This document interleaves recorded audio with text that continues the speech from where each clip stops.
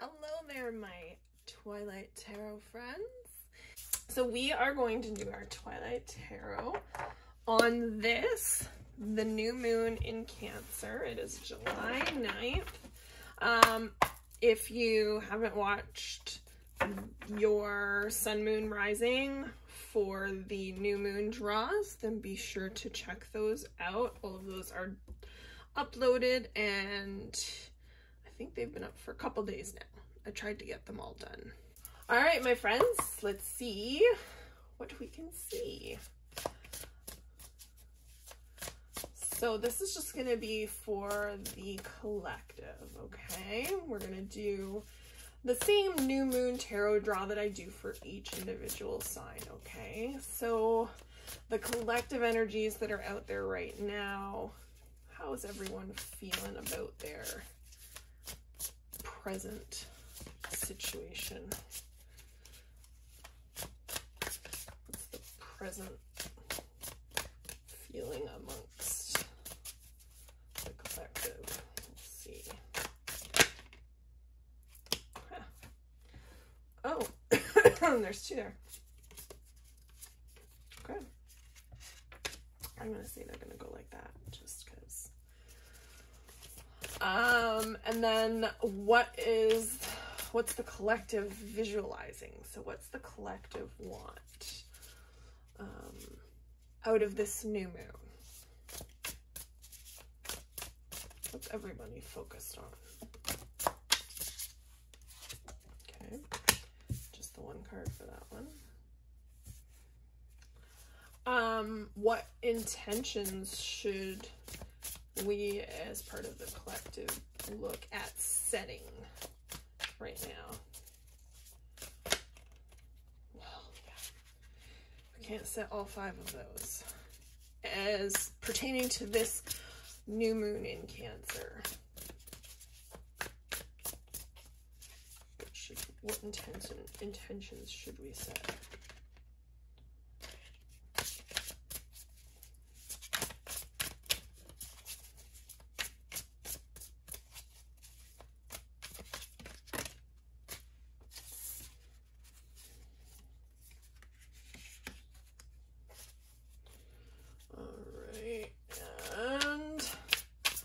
Message do you have for the collective in general on this new moon?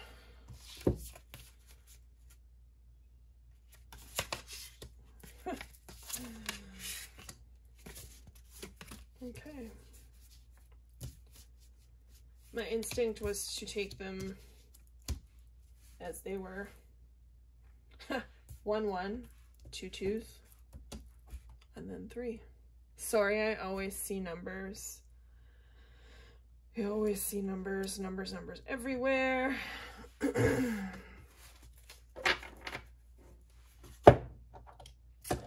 All right, so the collective energies are looking at death and rebirth, okay? I love this death card. This, along with the death card from Colette Baron Reid's The Good Tarot, are 2 of my favorite death cards in all of the decks that I own, and they are aplenty, okay? The one in Colette Baron Reid's The Good Tarot, it's like a little girl, and there's like a little spark in front of her, and she's got this kind of frizzy curly hair, and it's just the sweetest looking death card, and she's lighting that spark back up, right? So the fire may have died down, right? There might have been a death, but then with just a little bit of a spark, the rebirth is able to take place. And I like this one because, you know, you have the cloaked figure, but then you have that bright star or sun on the other side saying that, like, you know, this isn't it. There is something beyond this. So you need to, you know, keep going and keep birthing because there's still things to be done. Right? There's still things to do. And I mean, if everyone is reflecting on a death and a rebirth, and then they're looking at basically material wealth, right? The 9 of Pentacles is a card of luxury, right? She's pretty happy. She's doing what she likes to do best. She's got her familiar there. Looks like she's in a greenhouse or something, kind of hanging herbs and whatnot. So this is, you know, a card about what brings you pleasure and what, you know, when you have nothing else to worry about, right? If you have all the pentacles taken care of and you have nothing else to worry about, what individual pleasures would you be focusing on, right? So maybe it's time to let some things go. Maybe people are letting some things go and finding pleasure, thank you very much, in the thing that, you know, lights them up. Look at her face. Like, look at her face. She is absolutely full of joy. I love the look on her face right there. Do you ever do that? You're looking at something and you wish that, like, the printed picture, you could turn it from a different angle and see it, because you know it would just be that much more stunning if you could just, like, you know, flip it and be able to, like, flip the image. Yeah, maybe they should make a version of this deck that's slightly holographic. But all right, moving on. What is everybody visualizing for themselves in the collective? So it's money, money, money, money. Because, I mean, the Ace of Pentacles is all about, you know, starting a new job, starting some new growth, literally, right?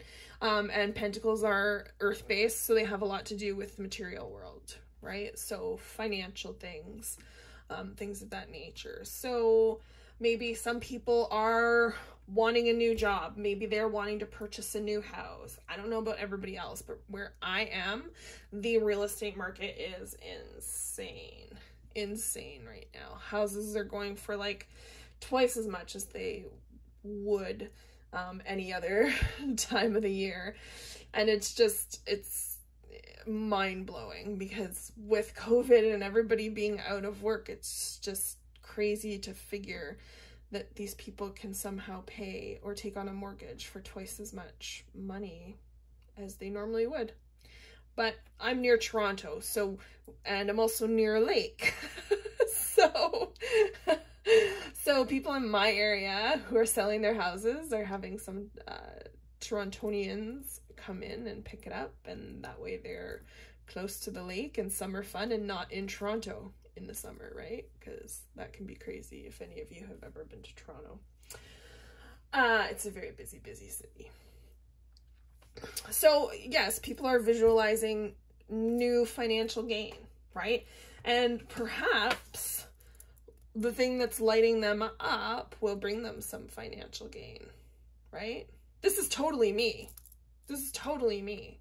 Me drawing these cards, I just love doing this. Me with all of my stones, with my incense burning. This is like my jam. I should have been born a friggin' hippie, I tell you, because I would have had like the best, like, put me born around the time of my parents, like mid to late 40s would have been great, because in the 60s I would have been like 20 something.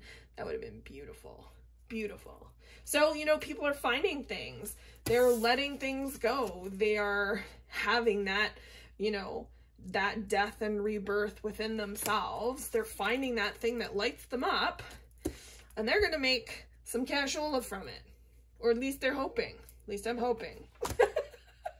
All right, so the intentions that we need to look at setting would be 5 of Swords and King of Swords. So right off the hop, without even taking into account what each of these cards mean individually, swords, I go to the element and what they mean first. So swords are air and intellect, and they cut like a bitch. So anything here is going to be a little bit harsh and quick and fast moving and in your head.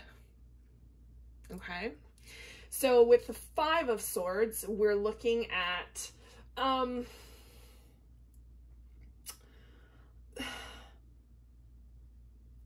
it's kind of like, I don't know, I don't want to say like abuse, but conflict, okay? So you might have to, in order to achieve what you want to achieve, there might be some conflict, right? You might have to walk away from someone, from something. Someone might get hurt, okay? Like, you see blood there. You don't know who it's from. This guy's obviously not bleeding. He doesn't have blood on his hands. Is it this guy over here? Who knows, right? But whatever it is, seems to be divinely guided and has got your back, okay? So just let that headache go. The people who need to be with you will be with you, okay? And they'll help you out, okay? And then the King of Swords, he's just such a strategic and intellectual individual, all right? Anything that is winged is his familiar, his friend, right? He's got all his winged friends there. And back at the Five of Swords, you know, you're starting out here with this crow. But he's just got this look of determination in those icy blue eyes. I love the man bun too. If you are some single man out there and you look like this guy right here, please contact me because that is one beautiful specimen of a man. Yes, and if you're as intellectual and as, you know, striking as this man right here, then, you know, yeah, message me. I'm kidding. No, I'm not really, but anyways. All right, and then our message from the universe. All right, so we have the Ten of Cups, which is complete wish fulfillment. This is like everything you could ever want, familial contentment, total love and support. You have everything you need here with this, okay? However,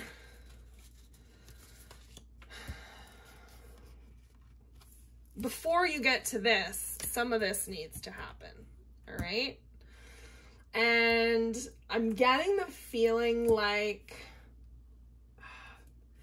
it's one of two things, okay? Either this is inner, or there's a person in your life that you have to deal with this from, okay? The Seven of Swords is like kind of a thievery energy. So it is like deceit, okay? Betrayal, some kind of dishonesty, running away from something, right? He's ready to defend himself. He's got some feathers. He's kind of leaving a trail behind, right? And then we've got our Judgment card here, which I love this card. And this card is clarity and a final decision, right? It's kind of a wake-up call to your life's purpose, okay? So I think that either this dishonesty or deceitfulness is you being dishonest with yourself about something and then having some final clarity in order to have that Ten of Cups moment, okay? Or there is somebody who is being deceitful with you, okay? And they will cause this kind of wake-up call, this intuition that will come to you in regards to whatever the situation may be, okay?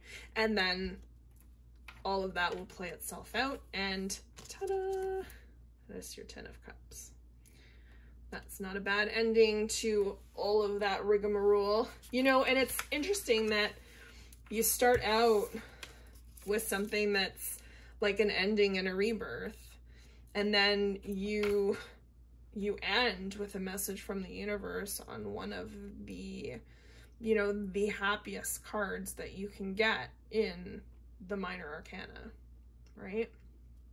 Cups are all about emotion. So they fulfill all of that, those requirements, right?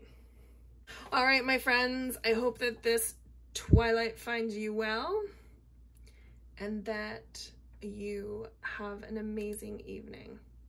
Alrighty, take care. Bye for now.